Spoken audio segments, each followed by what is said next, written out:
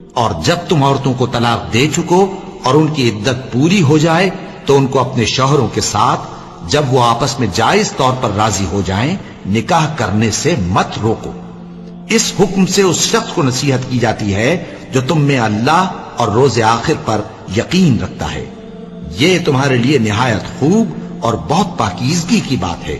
اور اللہ جانتا ہے اور تم نہیں جانتے۔ اور مائیں اپنے بچوں کو پورے 2 سال دودھ پلائیں، یہ حکم اس شخص کے لیے ہے جو پوری مدت تک دودھ پلوانا چاہے، اور دودھ پلانے والی ماؤں کا کھانا اور کپڑا دستور کے مطابق باپ کے ذمے ہوگا۔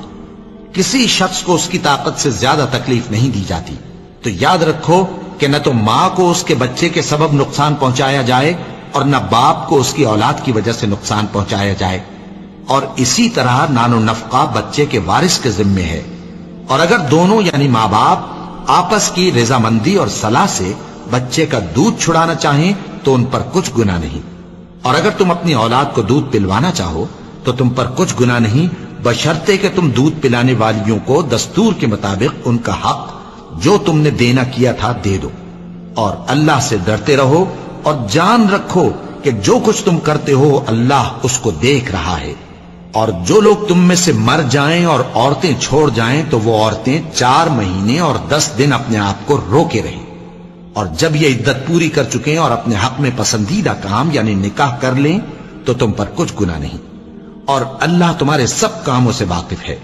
اگر تم اشارے کنائے میں عورتوں کو نکاح کا پیغام بھیجو یا نکاح کی خواہش کو اپنے دلوں میں مخفی رکھو تو تم پر کچھ گناہ نہیں۔ اللہ کو معلوم ہے کہ تم ان سے نکاح کا ذکر کرو گے، مگر ایام عدت میں اس کے سوا کے دستور کے مطابق کوئی بات کہہ دو، پوشیدہ طور پر ان سے قول و قرار نہ کرنا، اور جب تک عدت پوری نہ ہو لے نکاح کا پختہ ارادہ نہ کرنا۔ اور جان رکھو کہ جو کچھ تمہارے دلوں میں ہے اللہ کو سب معلوم ہے، تو اس سے ڈرتے رہو اور جان رکھو کہ اللہ بخشنے والا ہے، حلم والا ہے۔